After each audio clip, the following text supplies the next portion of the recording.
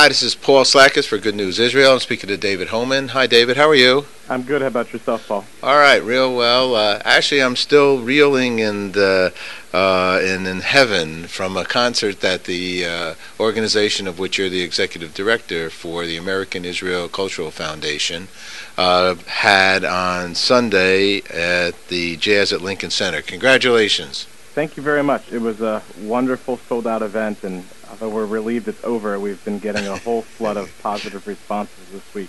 It was very, very special. And, well, give us a little background on the, I think your acronym is AICF, for our audience.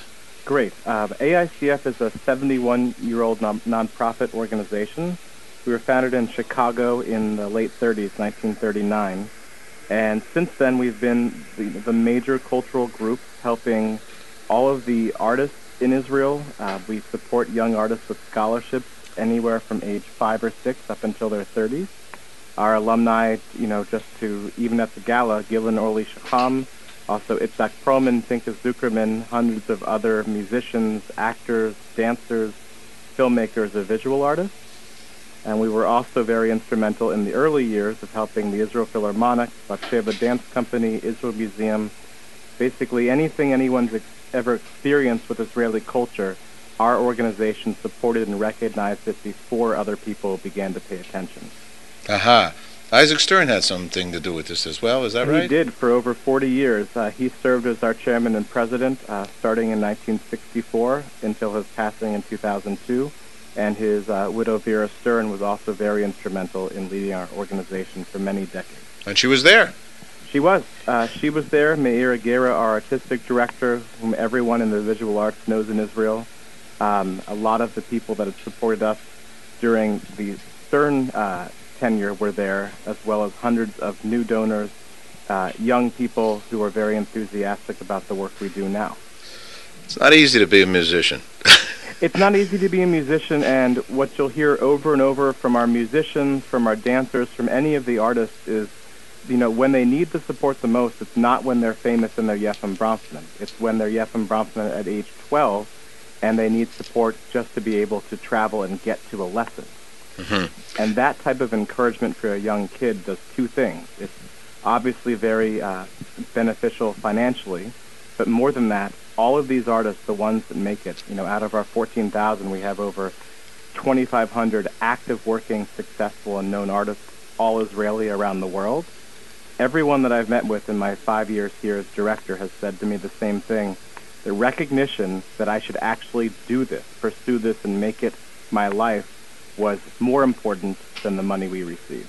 Uh-huh. And that's a lot of what we stand for, and we're now 3 generations in to supporting young Israeli artists when it matters the most, and something I wish every artist would have all around the world in terms of the encouragement and support like we provide in Israel.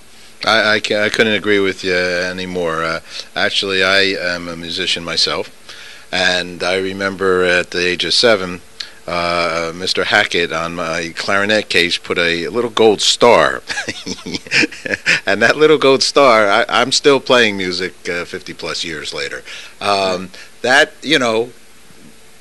was an inspiration for me. And I think that what you're saying, that it helps build self-esteem. It's not just you doing what you do, even though the fact of the matter is that musicians' real music is internal and loves to share it externally, but has to believe in it internally themselves, right? They do, and it's a real hard balance as a child between what the parents want, the teachers want, and what the kid wants, especially when the kid is a really high-level talent. We experienced this with both the 10-year-old Mark Kalinsky and the 13-year-old Moti Bentov that performed at our gala. Both of them had received 100% high-level gold stars if you will, up the wazoo in terms of recognition in Israel. And, when we asked the parents if they would perform at a major concert hall for us in New York City, their first response was, fortunately, let me make sure this is the right thing for my kid at this time. Because a lot of people will burn out, a lot of people will have this get to their head and they'll never practice enough. And we wanted to make sure we had the right kids who needed the right encouragement, and something where we could really show all of our donors and prospective donors that helping the life of a little kid in this way is what turns them into, in the case of the violinists, Gil Shaham, Tinka Zuckerman, Itzhak Perlman, or even Isaac Stern. Uh-huh. Well, they also had, which as I think you just noted, and I want to emphasize it, they had good parents.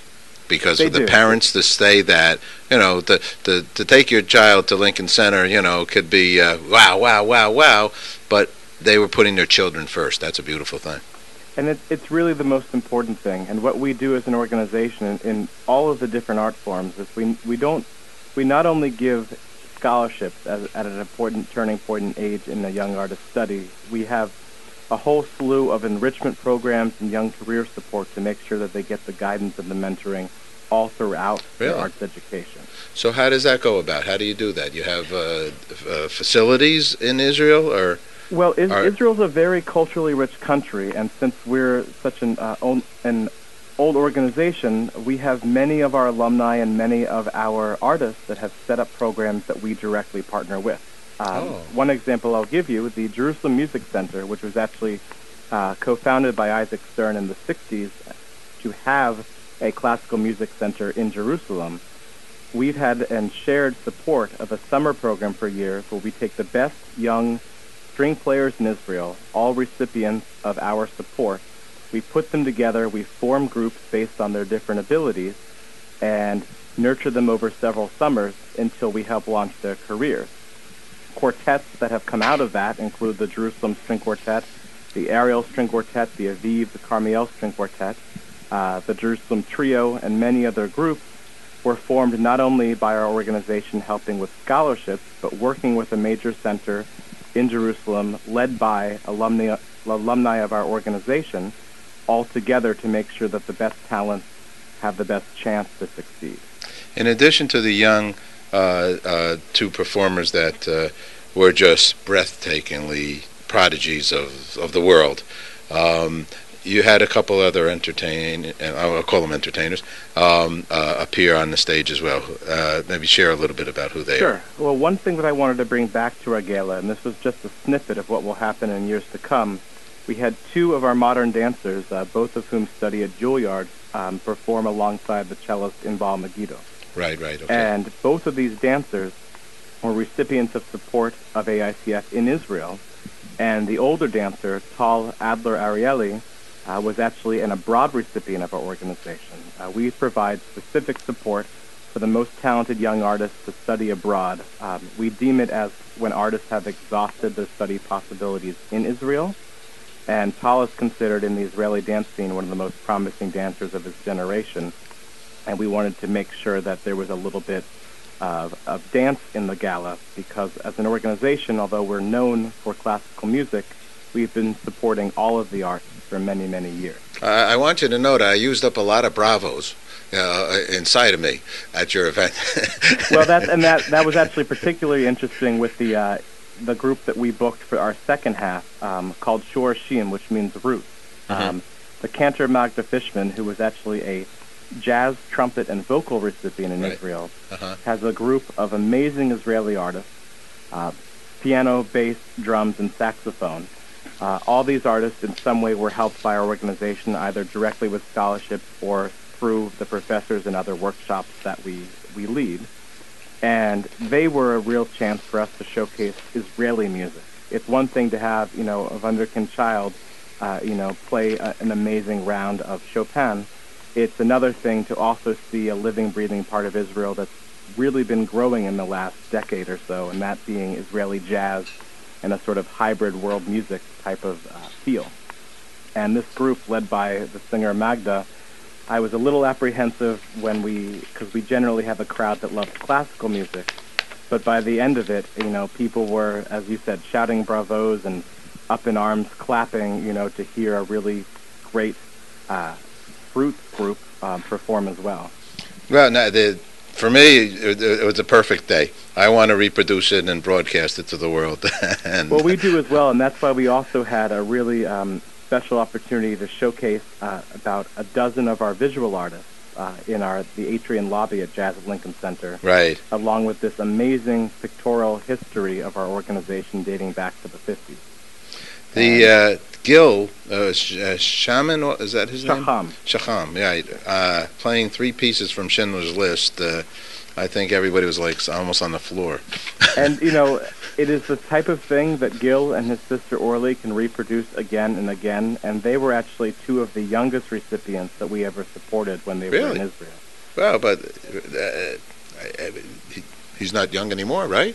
No, but so he's been around. You've helped him for many years, then I guess. I don't know. I mean, but he's old. But where the help matters the most is when Gil was an amazing artist before he stepped into his stardom. In late teens into his 20s. And our support when he was, a very young kid, like that 10-year-old Mark that performed at our gala. Oh, God. That's where it mattered, because Gil in Israel, and then when he and his family moved to New York to study at Juilliard, we actually lent him an instrument from an instrument bank, a very valuable Guarneri violin that he used for several years, because he was so talented he could only expand on his talents by having an instrument of his caliber. After he played, and the young boy played as well, I literally had to call my sister and apologize to her, thinking that I had ruined her violin career.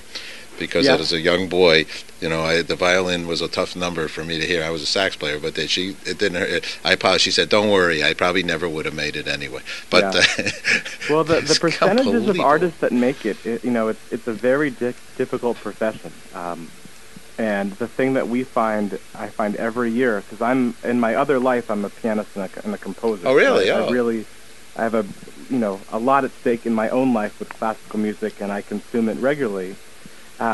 What's so interesting about our organization is our track record in bringing about and recognizing all of these world-tier artists. And it doesn't matter what discipline you get into. It could be with film and with the filmmaker Eitan Fox, created Waltz with Bashir and in other major films, or visual artists like Mikhail Rovner, Boaz Vadia. All of these major artists, somehow they all came across our door and became part of our family years ago. So we're a very old organization, but essentially what we do is fund young, cutting-edge, talented artists who make, amazing splashes on the world scene. Congratulations. It was a marvelous event, and great photos, as you mentioned, and artwork, and it just was a very special day, and it was an honor to be able to be there. And you have a great website as well, AICF.org, that we'll send our audience to. So, David, last question for you. What's good news for you? Good news is always fundraising.